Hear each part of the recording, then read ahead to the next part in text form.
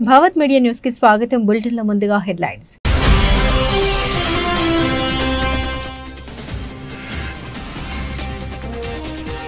ఉగ్రవాదానికి వ్యతిరేకంగా యావత్ భారతదేశం ఏకమైంది. మన్ కీ బాత్ లో ప్రధాని మోదీ.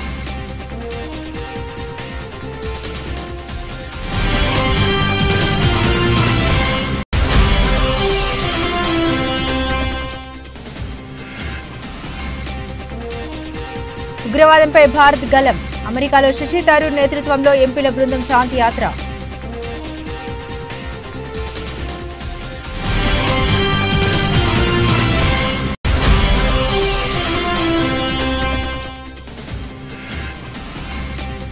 పాకిస్తాన్ ఒక విఫల రాజ్యం, అది ఉగ్రవాదానికి అడ్డా. బహ్రెయిన్లో ఎంపీ ఓవైసీ తీవ్ర వ్యాఖ్యలు.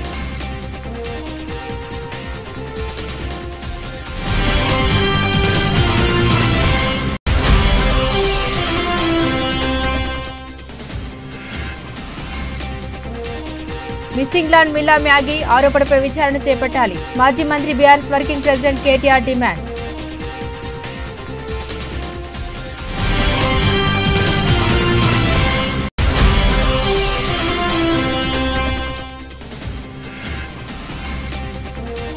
నా కొడుకునే కిడ్నాప్ చేయబోయారు. పాక్ ఐఎస్ఐపై గులాం నబీ ఫైర్.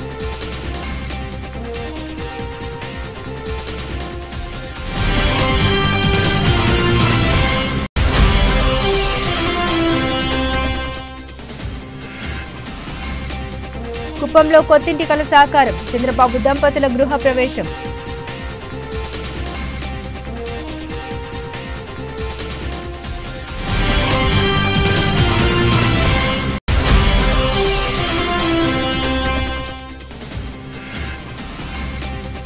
దయ్యం నువ్వేనా కేటీఆర్ నిలదీసిన మంత్రి సీతక్క. మోదీ ప్రశంసల కోసమే రాహుల్పై విమర్శలంటూ వ్యాఖ్య.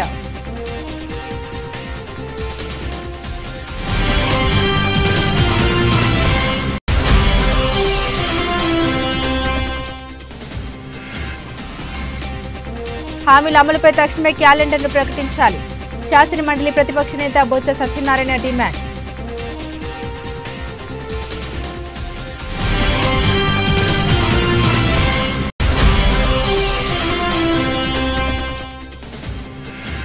కరోనా వైరస్ వ్యాప్తి, సీజనల్ డిసీజ్ల నివారణ, నియంత్రణపై మంత్రి దామోదర్ రాజనరసింహ సమీక్ష. అన్ని హాస్పిటల్స్ లో సరిపడా మెడిసిన్, ఇతర రియేజెంట్స్ సరిపడా అందుబాటులో ఉంచుకోవాలని సూచన.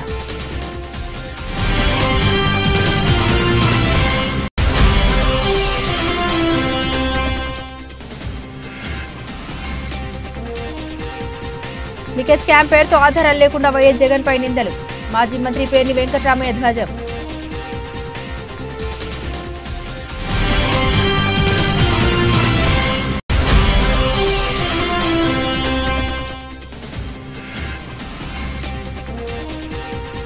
ఉత్కంఠ పోరులో పంజాబ్ చిత్తు, ఈ సీజన్ గెలుపుతో ముగించిన ఢిల్లీ.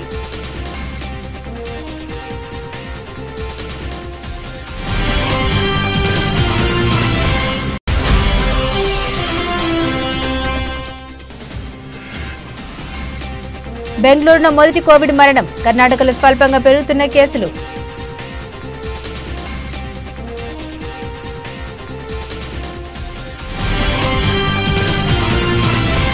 ఆపరేషన్ సింధూర్ చేపట్టి మన దళాలు ప్రదర్శించిన ధైర్య సాహసాలు ప్రతి భారతీయుని గర్వపడేలా చేశాయని ప్రధాని మోదీ అన్నారు. ఆదివారం మన్ కీ బాత్ 122వ ఎపిసోడ్లో మోదీ మాట్లాడారు. పహల్గామ్ ఉగ్ర దాడికి ప్రతీకారంగా భారత సైన్యం ఆపరేషన్ సింధూర్ పేరుతో పాకిస్తాన్ ఆక్రమిత కాశ్మీర్లోని ఉగ్రవాద స్థావరాలను ధ్వంసం చేసిన తర్వాత మోదీ మన్ కీ బాత్ లో ప్రసంగించడం ఇదే తొలిసారి. ఉగ్రవాదానికి వ్యతిరేకంగా చేసే పోరాటంలో ఆపరేషన్ సింధూర్ కొత్త ఉత్సాహాన్ని నింపిందని ప్రధాని అన్నారు. మన దళాలు ప్రదర్శించిన ధైర్య సాహసాలు ప్రతి భారతీయుని గర్వపడేలా చేశాయని తెలిపారు. దేశ ప్రజల్ని ఆపరేషన్ సింధూర్ ఎంతగానో ప్రభావితం చేసిందని, అనేక కుటుంబాలు దీన్ని తమ జీవితాల్లో భాగం చేసుకున్నాయని తెలిపారు. ఆపరేషన్ సమయంలో జన్మించిన చిన్నారులకు పలువురు సింధూర్ అని పేర్లు పెట్టుకున్నారని తెలిపారు. ఉగ్రవాదానికి వ్యతిరేకంగా దేశమంతా ఏకమైందని, నేడు ప్రతి భారతీయులు ఉగ్రవాదాన్ని అంతం చేయాలనే సంకల్పంతో ఉన్నాడని ఆయన తెలిపారు. ఆపరేషన్ సింధూర్ కేవలం సైనిక చర్య మాత్రమే కాదని, మన ధైర్యం, దేశభక్తితో నిండిన నవ భారతానికి నిదర్శనమని ప్రధాని వ్యాఖ్యానించారు. అనేక నగరాలు, గ్రామాలు, పట్టణాల్లో ప్రజలు తిరంగ యాత్ర నిర్వహించారని తెలిపారు. పౌర రక్షణ వాలంటీర్లుగా మారేందుకు అనేక నగరాల నుండి యువత ముందుకొచ్చారు. నిర్వహించారని తెలిపారు. అదేవిధంగా దేశంలో మావోయిస్టుల హింసాత్మక చర్యలకు క్రమంగా తగ్గుతున్నాయని తెలిపారు. దంతెవాడ ఆపరేషన్లో జవాన్లు చూపిన సాహసాన్ని ఆయన కొనియాడారు. ఉగ్రవాదం విషయంలో భారత్ ఏమాత్రం ఉపేక్షించబోదని, ఉగ్రవాదానికి తాము తలొగ్గే ప్రసక్తి లేదని ప్రపంచానికి గట్టిగా చాటి చెప్పేందుకు భారత పార్లమెంట్ సభ్యుల బృందం అమెరికాలో శాంతి యాత్ర ప్రారంభించింది. కాంగ్రెస్ లోక్సభ సభ్యుడు శశి తరూర్ నేతృత్వంలోని అఖిలపక్ష బృందం శనివారం న్యూయార్క్లో తమ పర్యటనకు శ్రీకారం చుట్టింది. ఈ బృందానికి న్యూయార్క్లో అమెరికాలోని భారత రాయబారి వినయ్ మోహన్ క్వాత్రా స్వాగతం పలికారు. ఉగ్రవాదంపై భారత్ దృఢ వైఖరిని, జీరో టాలరెన్స్ విధానాన్ని ప్రపంచానికి తెలియజేస్తున్నాం. డాక్టర్ శశి తరూర్ నేతృత్వంలోని అఖిలపక్ష ప్రతినిధి బృందానికి న్యూయార్క్లో రాయబారి వినయ్ మోహన్ క్వాత్రా స్వాగతం పలికారు అని భారత రాయబార కార్యాలయం ఎక్స్ వేదికగా ఒక ప్రకటన విడుదల చేసింది. ఈ యాత్రకు never forget, never forgive, OP Sindoor అనే హ్యాష్ట్యాగ్ను జోడించింది. 8 మంది ఎంపీలు, అమెరికాలో భారత మాజీ రాయబారి తరుణ్జిత్ సింగ్ సంధుతో కూడిన ఈ బృందం అమెరికా ఖండాలు, కరేబియన్ దీవులు పర్యటించనుంది. తమ యాత్రలో భాగంగా బృందం సభ్యులు తొలుత న్యూయార్క్లోని వరల్డ్ ట్రేడ్ సెంటర్ వద్ద ఉన్న 9/11 స్మారక స్థలిని సందర్శించి అమెరికాపై జరిగిన అత్యంత దారుణమైన ఉగ్రదాడిని బాధితులకు నివాళులర్పించారు. అనంతరం అక్కడ ప్రవాస భారతీయులతోనూ సమావేశమయ్యారు. ఈ పర్యటన ఉద్దేశాన్ని వివరిస్తూ భారతదేశం నుండి బయలుదేరే ముందు శశి తరూర్ మాట్లాడుతూ, మా దేశంపై అత్యంత క్రూరంగా ఉగ్రవాదులు దాడి చేసిన భయంకరమైన సంక్షోభం గురించి దేశం తరపున మాట్లాడడానికి మేము వెళ్తున్నాం. ఉగ్రవాదం ద్వారా మమ్మల్ని నిశ్శబ్దం చేయలేరన్న సందేశాన్ని ప్రపంచానికి ఇవ్వాలని స్పష్టం చేశారు. By doing so in an atrocious manner, that is, it was not just a terrorist attack of somebody indiscriminately blowing up people with a bomb. It was a bunch of people going around identifying the religion of the people before them and killing them on that basis, which was clearly intended to provoke a backlash in the rest of India, since the victims were overwhelmingly Hindu. In fact, 26 people died, 25 Indians and 1 Nepalese, and the Nepalese happened, of course, didn't get a chance to say he was Nepalese, but he was a Hindu, so he would have probably been killed anyway. And quite astonishingly, one person who wasn't killed was a Hindu professor who happened to be able to recite the Kalima, the first verse of the Quran, and therefore was not shot, which is a very interesting message. And it was very, very clearly, I mean, for us it was not that there was any doubt about the motives of these people, but it was particularly driven home. In many cases, the husband was shot and the wife was told to convey the message back that he was shot for his faith. And I'm very proud as an Indian to say that MIM MP Asaduddin Owaisi పాకిస్తాన్పై తీవ్ర స్థాయిలో విరుచుకుపడ్డారు. పాకిస్తాన్ ఒక విఫల రాజ్యంగా అభివర్ణిస్తే ఈ దేశ ఉగ్రవాదాన్ని ప్రోత్సహించడం మానుకోకపోతే తీవ్ర పరిణామాలు ఎదుర్కోవాల్సి వస్తుందని హెచ్చరించారు. బీజేపీ ఎంపీ బైజంత్ పాండా నేతృత్వంలోని భారత అఖిలపక్ష బృందం నిన్న బహ్రెయిన్లో పర్యటించింది. ఈ సందర్భంగా అక్కడి ప్రముఖులతో జరిగిన సమావేశంలో ఓవైసీ వ్యాఖ్యలు చేశారు. గత కొన్నేళ్లుగా భారత్ ఎదుర్కొంటున్న ఉగ్రవాద ముప్పు గురించి ప్రపంచానికి తెలియజేయడానికి మా ప్రభుత్వం మమ్మల్ని ఇక్కడికి పంపింది. దురదృష్టవశాత్తు ఈ ఉగ్రవాదం వల్ల మేము ఎంతో మంది అమాయకుల ప్రాణాలను కోల్పోయాం. ఈ సమస్యకు పాకిస్తాన్ మూల కారణం. ఆ దేశం ఉగ్రవాద గ్రూపులకు మద్దతు ఇవ్వడం, నిధులు సమకూర్చడం ఆపేంత వరకు ఈ సమస్య పరిష్కారం కాదని ఓవైసీ స్పష్టం చేశారు. ప్రతి భారతీయుడి ప్రాణాలను కాపాడుకునేందుకు తమ ప్రభుత్వం అన్ని చర్యలు తీసుకుంటుందని ఓవైసీ తెలిపారు. పాకిస్తాన్ మరోసారి ఇలాంటి దుస్సాహసానికి పాల్పడితే వారు ఊహించని దానికంటే తీవ్రమైన ప్రతిస్పందన ఉంటుందని హెచ్చరించారు. తీవ్రమైన కవింపు చర్యలు ఎదురైన భారత్ ఎప్పుడు సంయమనం పాటిస్తూ వస్తుందని గుర్తు చేశారు. పహల్గాం దాడిని ప్రస్తావిస్తూ ఉగ్రవాదం సృష్టిస్తున్న మానవ విషాదాన్ని ఆయన వివరించారు. 6 రోజుల క్రితం పెళ్లైన మహిళ 7వ రోజు వితంతువుగా మారింది. నేడు నెలల క్రితం వివాహమైన మరో మహిళ కూడా ఈ దాడిలో తన భర్తను కోల్పోయిందని ఆవేదన వ్యక్తం చేశారు. మా రాజకీయ అభిప్రాయాలు వేరైనా దేశ సమగ్రత విషయంలో మేమంతా ఒకటే. ఈ విషయాన్ని మా పొరుగు దేశం ఇప్పటికైనా అర్థం చేసుకోవాలని ఓవైసీ అన్నారు. You know the first and last one, and because of that concern, our government has sent us over here and various delegations comprising of all party members of parliament to different parts of the world, so that the world knows the threat which India has been facing from last so many years. And unfortunately, we have lost huge amount of human lives. Innocent people have been killed. And the fact of the matter is that this problem emanates from Pakistan only. Unless and until Pakistan stops promoting, aiding, sponsoring all these terrorist groups, this issue will not go away. And India has exercised utmost restraint in dealing with this problem. రాష్ట్రంలోని కాంగ్రెస్ సర్కార్ ప్రపంచవ్యాప్తంగా తెలంగాణ పరువును భారతదేశ ప్రతిష్టను మంటగలిపిందని మాజీ మంత్రి BRS working president KTR విమర్శించారు. హైదరాబాద్ లో జరుగుతున్న మిస్ వరల్డ్ 2025 పోటీలో మిస్ ఇంగ్లాండ్ మిల్లా మ్యాగీకి జరిగిన అవమానం తనను తీవ్రంగా బాధించిందని బీఆర్ఎస్ నేత ఎక్స్ వేదికగా పేర్కొన్నారు. ఇలాంటి వేదికలపై ఎదుర్కొన్న అనుభవాన్ని చెప్పేందుకు ఎంతో ధైర్యం కావాలన్నారు. మిల్లా ఆరోపణపై విచారణ చేపట్టాలని కేటీఆర్ డిమాండ్ చేశారు. ఈ మేరకు ఆయన సుదీర్ఘ పోస్టు పెట్టారు. మిస్ వరల్డ్ వంటి అంతర్జాతీయ వేదికలపై స్త్రీ ద్వేషపూరిత మనస్తత్వాన్ని గట్టిగా ఎదుర్కోవడానికి చాలా ధైర్యం అవసరం. మిల్లా మ్యాగీ చాలా బలమైన మహిళ. తెలంగాణలో మీరు ఎలాంటి అవమానపూరిత పరిస్థితులను ఎదుర్కోవాల్సి వచ్చినందుకు నేను నిజంగా చింతిస్తున్నాను. తెలంగాణలో మహిళలను గౌరవించే గొప్ప సంస్కృతి ఉంది. మేము వారిని గౌరవిస్తాం, వృద్ధికి సమాన అవకాశాలు అందిస్తాం. మా భూమి నుండి వచ్చిన గొప్ప నాయకుల్లో రాణి రుద్రమ, చిట్యాల ఐలమ్మ వంటి కొందరు మహిళలు ఉన్నారు. ఒక ఆడపిల్ల తండ్రిగా ఏ స్త్రీ లేదా అమ్మాయి ఇలాంటి భయంకరమైన అనుభవాలను ఎదుర్కోకూడదని నేను కోరుకుంటున్నాను. మిస్ ఇంగ్లాండ్ మిల్లా మ్యాగీ చేసిన ఆరోపణపై సమగ్ర దర్యాప్తుకు డిమాండ్ చేస్తున్నామని కేటీఆర్ తన పోస్టులో రాసుకొచ్చారు. జమ్మూ కాశ్మీర్ మాజీ ముఖ్యమంత్రి కాంగ్రెస్ సీనియర్ నేత గులాం నబీ ఆజాద్ పాకిస్తాన్ పై తీవ్ర స్థాయిలో విరుచుకుపడ్డారు. బహ్రెయిన్ లో జరిగిన అఖిలపక్ష ప్రతినిధుల సమావేశంలో ఆయన మాట్లాడుతూ కాశ్మీర్లో దశాబ్దాలుగా కొనసాగుతున్న ఉగ్రవాద కార్యకలాపాలకు పాకిస్తాన్ సైన్యం, అక్కడి గూఢచర సంస్థ ఐఎస్ఐ, పాకిస్తాన్ రాజకీయ నాయకులే పూర్తి బాధ్యత వహించారని సంచలన ఆరోపణ చేశారు. పాకిస్తాన్ ఈ శక్తుల చేతిలో కీలుబొమ్మగా మారిందని ఆయన వ్యాఖ్యానించారు. జమ్మూ కాశ్మీర్లో నెలకొన్న పరిస్థితిపై ఆవేదన వ్యక్తం చేస్తూ తాను విద్యార్థి దశ నుండి రాజకీయాల్లోకి ప్రవేశించినప్పటి నుండి సరిహద్దు అవతల నుండి ప్రేరేపిత ఉగ్రవాదాన్ని చూస్తూనే ఉన్నామని ఆజాద్ తెలిపారు. ఒకప్పుడు కాశ్మీర్లో ఏం జరుగుతుందో ఢిల్లీలోని ప్రభుత్వ ఏజెన్సీలకు తప్ప సాధారణ ప్రజలకు తెలిసేది కాదు. కానీ మీడియా రంగంలో వచ్చిన విప్లవాత్మక మార్పుల వల్ల ఇప్పుడు దేశవ్యాప్తంగా, ప్రపంచవ్యాప్తంగా అందరికీ తెలుస్తుందని ఆయన పేర్కొన్నారు.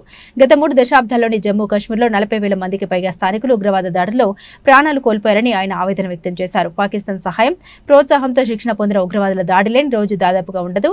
దీనికి మాకు ఎలాంటి ఆధారాలు అక్కర్లేదు. దేశంలోని ఏ ఇతర ప్రాంతంలోనూ ఉగ్రవాద కార్యకలాపాలు లేవు. అన్ని ఉగ్రవాద కార్యకలాపాలు పాకిస్తాన్ లేదా పాక్ ఆక్రమిత కాశ్మీర్ నుండే వస్తున్నాయని ఆయన స్పష్టం చేశారు. By Pakistan aided, abetted, trained terrorists, and we don't need any proof. I don't know why people are asking proof, because we don't have any terror activities in any part of the country. No terror camps. We can't think of having a camp.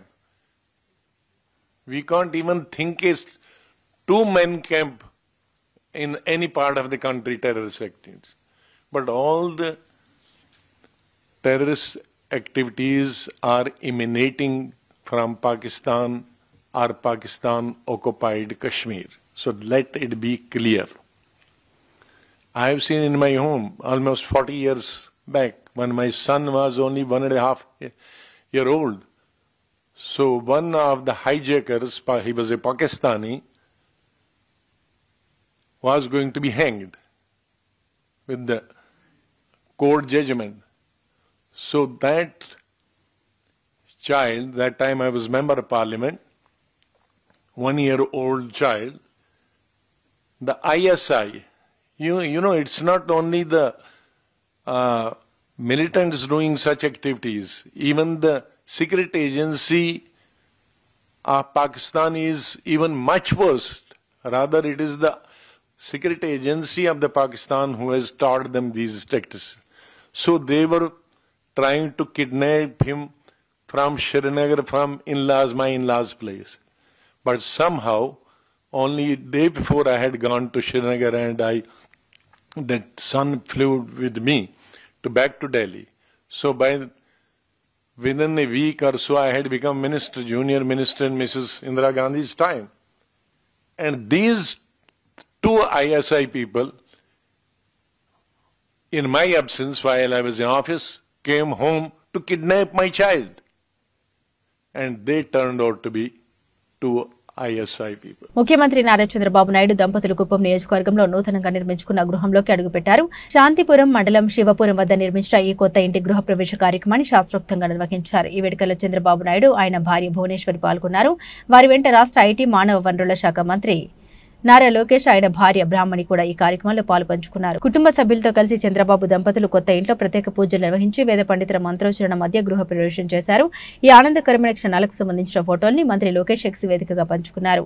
Kuppam ప్రజలతో తమ కుటుంబానికి ఉన్న 3.5 దశాబ్దాల అనుబంధాన్ని ఈ సందర్భంగా లోకేష్ గుర్తు చేసుకున్నారు.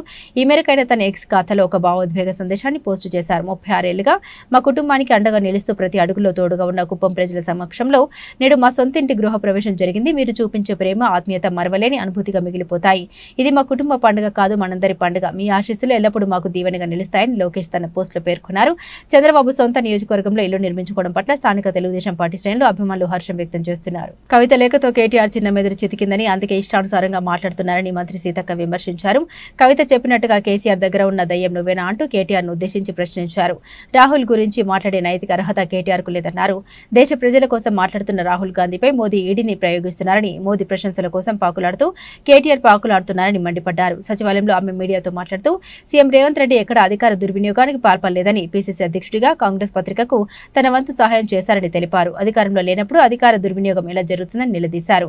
కేటీఆర్ కు గోబెల్స్ అవార్డు ఇవ్వచ్చని వ్యంగ్యంగా అన్నారు. ప్రతిపక్ష నాయకుడిగా ప్రజల తరపున కూటమి ప్రభుత్వాన్ని వైఎస్ జగన్ నిలదీస్తే కనీసం దానిపై సమాధానం చెప్పే స్థితిలో కూడా ఈ ప్రభుత్వం లేదని శాసనమండలి ప్రతిపక్ష నేత బొత్స సత్యనారాయణ మండిపడ్డారు. విజయనగరం క్యాంపు కార్యాలయంలో మీడియాతో మాట్లాడుతూ ఏడాది కాలంలో హామీల అమలును అటకెక్కించిన ప్రభుత్వం తన అసమర్థతను కప్పిపుచ్చుకునేందుకు ప్రశ్నించిన వైఎస్ జగన్ పై వ్యక్తిగత విమర్శలు దాడి చేస్తోందని ఆగ్రహాన్ని వ్యక్తం చేశారు. తక్షణమే ఎన్నికల హామీల అమలుపై ప్రభుత్వం క్యాలెండర్ను ప్రకటించాలని డిమాండ్ చేశారు. ప్రభుత్వ నిర్లక్ష్య వైఖరిని ప్రశ్నించేందుకే జూన్ 4న వెన్నుపోటు దినంను నిర్వహిస్తున్నామని తెలిపారు. కరెక్ట్గా సంవత్సర కాలం ఈ ప్రభుత్వం ఎన్నికైన తేదీకి, అందుకే ఆనాడు ఆ రోజు ప్రజా విద్రోహ దినంగా, ఆ రోజు ప్రజలకు వంచించిన దినంగా ఆ రోజు నామకరణం చేసి మా నిరసన తెలుపుతామనే విషయాన్ని కూడా మనం చెప్పడం జరిగింది. కారణం దేనికి? ఇచ్చిన మాట నెరవేర్చలేదని, ఇచ్చిన మాట చేయలేదని, చేయకుండా చట్టాన్ని వచ్చి చేతితో తీసుకుంటున్నానని ఆ ఉద్దేశం నేను చెప్పడం జరిగింది. ఇది వాస్తవా కాదని మీ ద్వారా సూటిగా ఆ పెద్దలను కానీ సూటిగా ఈ రాష్ట్ర ప్రధాని కానీ కోరుతున్నాను తెలుసుకోమని. ఏ విధంగా ఈ ప్రభుత్వం మొప్పెడుతుంది, ఈ కూటమి నాయకులు ఏ విధంగా ప్రజల్ని ఇచ్చిన మాట నెరవేర్చకుండా వంచిస్తున్నారు, ఏ రకంగా జరుగుతుందో ఆలోచించమని కోరుతున్నాను. ఎక్కడ కూడా లా అండ్ ఆర్డర్ శాంతి భద్రతలు ఎక్కడ కూడా లేవు. ఏం జరుగుతుందో ఉదయం వేసి రాత్రి ఏమో జరుగుతుందో తెలియదు. చూసాం మన విజయనగరంలో జరిగిన పండగలకి పబ్బాలు జరిగితే అంత ప్రజలు అల్లకల్లోపై ఏ రకంగా గొగ్గోలు పెట్టిన పరిస్థితి.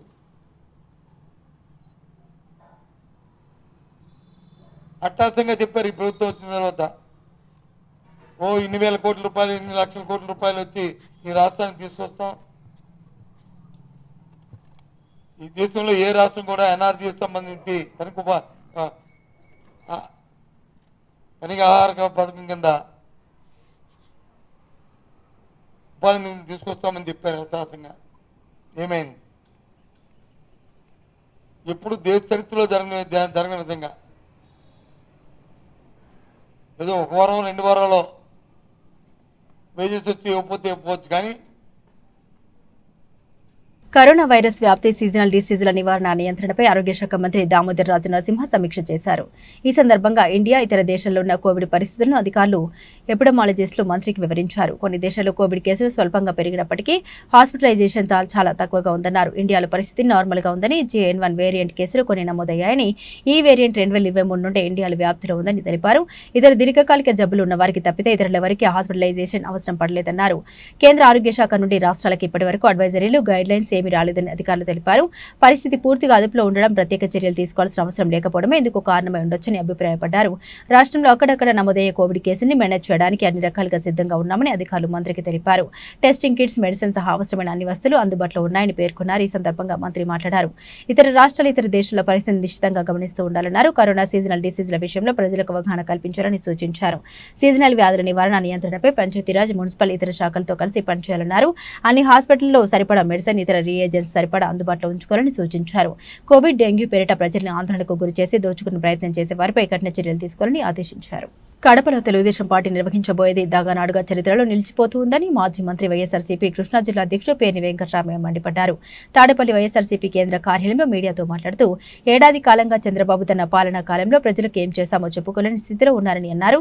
జిల్లాలో జరుగుతున్న తెలుగుదేశం మినీ మహానాడును దీనికి అర్థం పడుతుందని, ఎమ్మెల్యేలు, నాయకుల ఆక్రోశ మినీ మహానాడులుగా మారిపోయాయని గుర్తు చేశారు. మొత్తంగా ఆంధ్రప్రదేశ్ అభివృద్ధి సంక్షేమానికి దూరమై కస్టోడియల్ టార్చర్ కు కేర్ ఆఫ్ గా మారిపోయిందని అన్నారు. ఎటువంటి కనీస ఆధారాలు లేకుండానే కేవలం రాజకీయంగా దెబ్బతీయాలనే కక్ష సాధింపుల్లో భాగంగానే వైఎస్ జగన్పై లిక్కర్ స్కామ్ అంటూ నిందలు మోపుతున్నారని ధ్వజమెత్తారు. లేని దొంగతనాన్ని సృష్టించి నన్ను పెట్టాడు కాబట్టి మళ్ళీ జగన్మోహన్ రెడ్డి గారిని లోపల పెట్టాలనేటువంటి తంతు మనం చూస్తున్నాం. ఆ తంతులో భాగంగా రోజుకొక ఈనాడు జ్యోతిలో చంద్రబాబు చెప్పింది రోజుకోటి రాస్తారు. ముందు విజయసాయిరెడ్డి మొత్తం లిక్కర్ స్కామ్ చేశాడు, విజయసాయిరెడ్డిని కటకటాలు ఊసలు లెక్కెట్టిస్తామని చెప్పి రాయించారు. విజయసాయిరెడ్డి పాత్ర పార్టీలోంచి వెళ్ళిపోగానే వెంటనే రాజకేశిరెడ్డిదే మొత్తం ప్రధానమైన పాత్ర, మొత్తం కర్త కర్మ క్రియ అంతా అతనే అని చెప్పి ఇంకొక రోజు రాస్తారు. మరొక రోజు రాస్తారు జగన్మోహన్ రెడ్డి మొత్తం దొరికేశాడు, అరెస్ట్ చేయటమే గజగజలాడిపోతున్నారు మొత్తం వైఎస్ఆర్ కాంగ్రెస్ పార్టీ వాళ్ళు ఇంకోళ్ళు రాస్తారు. ఇంకో రోజు రాస్తారు ఇదే ఈనాడు ఇదే జ్యోతి. అరే నిన్న మొన్న ఈ రాశాం కదా, మనకు సిగ్గుండాలి కదా. మన పేపర్లో నిన్న మొన్న ఒకటి రాసి మళ్ళీ ఇంకోటి వాళ్ళు ఎట్లా రాస్తాం అనేది ఏ మాత్రం ఇసుమంత కూడా బిడిగి పడకుండా మరి భగవంతుడు పెట్టలేదు.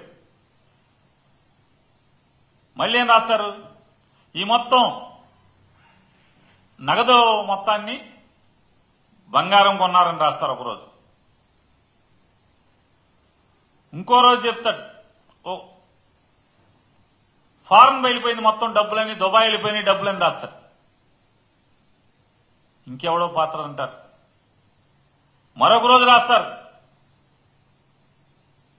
ఓఎస్డి కృష్ణమోహన్ రెడ్డి, ధనుంజయ రెడ్డి మొత్తం కీలకం, డబ్బులు మొత్తం వాళ్లే, మొత్తం స్క్రీన్ ప్లే కథ స్క్రీన్ ప్లే మొత్తం వసూళ్లంతా ఆళ్లే అని చెప్పి రాస్తారు. ఐపీఎల్ ప్లే ఆఫ్స్ కు బెర్తులు దక్కించుకున్న జట్లకు షాక్ల మీద షాకులు తగులుతూనే ఉన్నాయి. రాయల్ ఛాలెంజర్స్ బెంగళూరు, ఆర్సీబీకి సన్ రైజర్స్ హైదరాబాద్ షాక్ ఇవ్వగా తాజాగా పంజాబ్ కింగ్స్ టాప్ ప్లేస్ అంశాలపై ఢిల్లీ క్యాపిటల్స్ నీళ్లు చల్లింది. ఢిల్లీపై గెలిచి అగ్రస్థానంలోకి దూసుకెళ్దామనుకున్న పంజాబ్ కు దిమ్మ తిరిగే షాక్ తగిలింది. శనివారం జైపూర్ వేదికగా జరిగిన మ్యాచ్లో డీసీ 6 వికెట్ల తేడాతో పంజాబ్ పై సూపర్ విక్టరీని నమోదు చేసింది. పీబీకేఎస్ నిర్దేశించిన 207 పరుగుల లక్ష్య ఛేదనలో ఢిల్లీ 19.3 ఓవర్లలో 208/4 స్కోర్ చేసింది. సమీర్ రిజ్వీ 25 బంతుల్లో 58 నాటౌట్, కరుణ్ నాయర్ 44, కేఎల్ రాహుల్ 35 అద్భుతంగా రాణించారు. 2:41కి 2 వికెట్లు దక్కాయి. తొలుత కెప్టెన్ శ్రేయాస్ అయ్యర్ 34 బంతుల్లో 53, స్టోయిడిస్ 16 బంతుల్లో 44 నాటౌట్. ధనాధన్ ఇన్నింగ్స్ తో పంజాబ్ నిర్ణీత 20 ఓవర్లో 206/8 స్కోర్ చేసింది. రెహమాన్ 3 వికెట్లతో రాణించాడు. బెంగళూరు నగరంలో చాలా కాలం తర్వాత మళ్లీ కరోనా మరణం నమోదైంది. శనివారం 85 ఏళ్ల వృద్ధుడు కోవిడ్ కారణంగా మృతి చెందినట్లు కర్ణాటక ఆరోగ్య శాఖ అధికారికంగా ప్రకటించింది. రాష్ట్ర వ్యాప్తంగా గత 24 గంటల్లో 108 మందికి కరోనా పరీక్షలు చేయగా 5గురికి వైరస్ సోకినట్లు నిర్ధారణ అయింది. దీంతో ప్రస్తుతం కర్ణాటకలో మొత్తం 38 యాక్టివ్ కేసులు ఉన్నాయి. వీరిలో 32 మంది బెంగళూరు నగరంలోనే చికిత్స పొందుతున్నారు. రాష్ట్రంలో కరోనా కేసుల స్వల్ప పెరుగుదలపై ఆరోగ్య శాఖ మంత్రి దినేష్ గుండూరావు స్పందించారు. ప్రస్తుతానికి ఆందోళన చెందాల్సిన అవసరం లేదు, ఇది చాలా సాధారణ పరిస్థితి. గత 15 రోజులుగా కోవిడ్ కేసుల సంఖ్య స్వల్పంగా పెరిగిందని ఆయన శనివారం మీడియాకు బెంగళూరులో తెలిపారు. తీవ్రమైన శ్వాసకోశ సమస్యలతో బాధపడుతున్న వారు, ముఖ్యంగా ఆసుపత్రిలో ఉన్నవారు తప్పనిసరిగా కోవిడ్ పరీక్షలు చేయించుకోవాలని సూచించారు. రోగ నిరోధక శక్తి తక్కువగా ఉన్నవారు, గర్భిణులు, పిల్లలు రద్దీ ప్రదేశాలకు వెళ్లేటప్పుడు జాగ్రత్తగా ఉండాలని, వీలైతే మాస్క్ ధరించాలని సలహా ఇచ్చారు. అయితే మాస్క్ ధరించడం తప్పనిసరి కాదని, ప్రయాణాలపై ఎలాంటి ఆంక్షలు లేవని స్పష్టం చేశారు. నటకిరీటి రాజేంద్ర ప్రసాద్ నటించిన షష్ఠి పూర్తి చిత్రం ట్రైలర్ ఆవిష్కరణ కార్యక్రమం ఘనంగా జరిగింది. ఈ నెల 30వ తేదీన విడుదల కానున్న షష్ఠి పూర్తి చిత్రం ట్రైలర్ తుమ్మలపల్లి కళాక్షేత్రంలో జరిగింది. షష్ఠి పూర్తి చిత్రం ట్రైలర్ ఆవిష్కరణ కార్యక్రమానికి ముఖ్య అతిథులుగా శాసనసభ్యులు గద్దె రామ్మోహన్, బోడి ప్రసాద్ విచ్చేసి చిత్రం విజయవంతం కావాలని ఆకాంక్షించారు. రాజేంద్ర ప్రసాద్ ను నేటితరం యువత ఆదర్శంగా తీసుకోవాలని సూచించారు.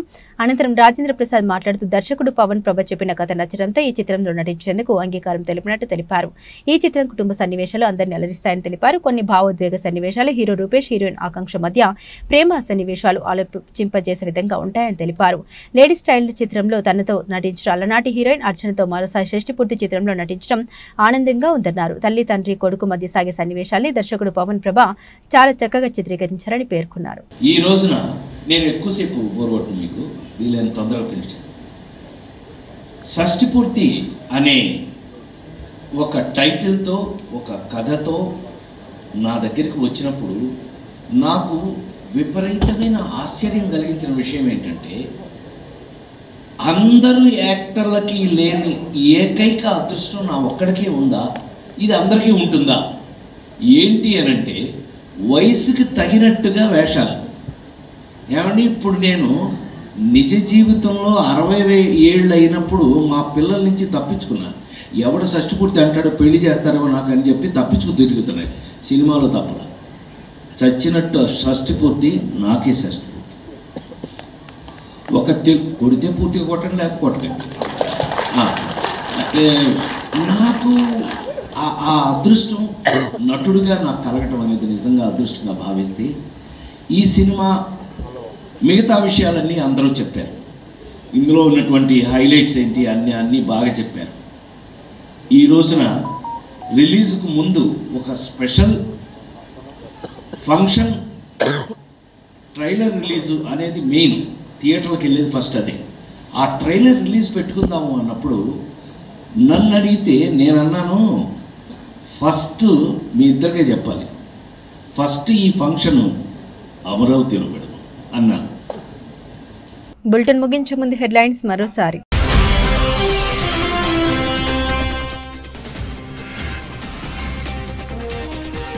ఉగ్రవాదానికి వ్యతిరేకంగా యావత్ భారతదేశం ఏకమైంది. మన్ కీ బాత్ లో ప్రధాని మోదీ.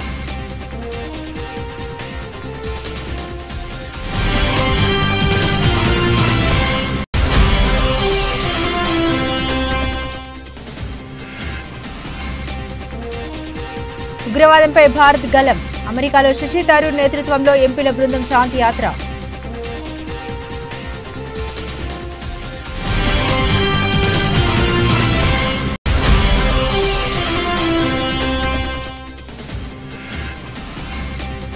పాకిస్తాన్ ఒక విఫల రాజ్యం, అది ఉగ్రవాదానికి అడ్డా.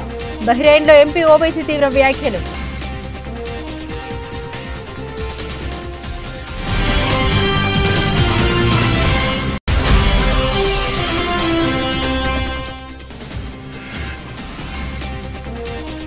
మిస్సింగ్ ల్యాండ్ మిల్లా మ్యాగీ ఆరోపణపై విచారణ చేపట్టాలి. మాజీ మంత్రి BRS working president KTR demand.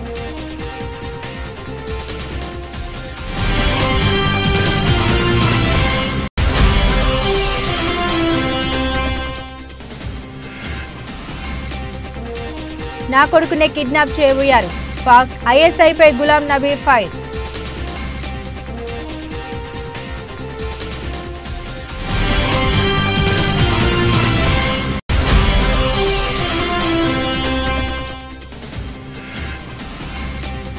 కుప్పంలో కొత్తింటి కల సాకారం. చంద్రబాబు దంపతుల గృహ ప్రవేశం.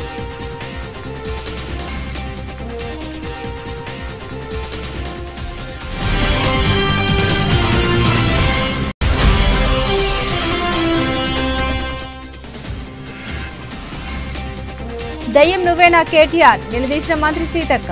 మోదీ ప్రశంసల కోసమే రాహుల్పై విమర్శలంటూ వ్యాఖ్య.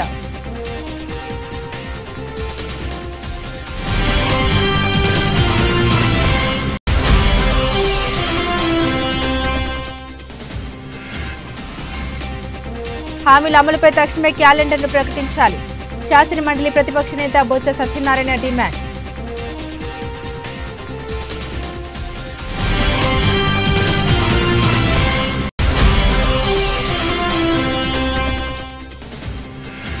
కరోనా వైరస్ వ్యాప్తి, సీజనల్ డిసీజ్ల నివారణ, నియంత్రణపై మంత్రి దామోదర్ రాజనరసింహ సమీక్ష. అన్ని హాస్పిటల్స్ లో సరిపడా మెడిసిన్, ఇతర రియేజెంట్స్ సరిపడా అందుబాటులో ఉంచుకోవాలని సూచన.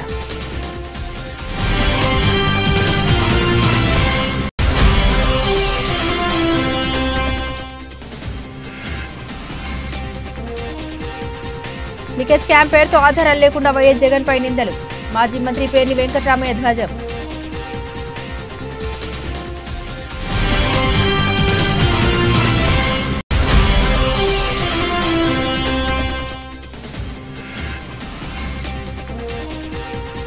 ఉత్కంఠ పోరులో పంజాబ్ చిత్తు, ఈ సీజన్ గెలుపుతో ముగించిన ఢిల్లీ.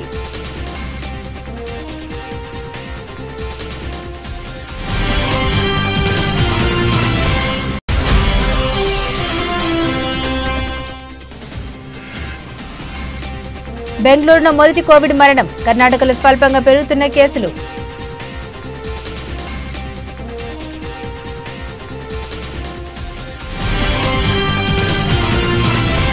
ఇవి ఈ బులెటిన్లోని విశేషాలు. తిరిగి మరో బులెటిన్తో మళ్ళీ కలుసుకుందాం. అంతవరకు సెలవు. నమస్కారం.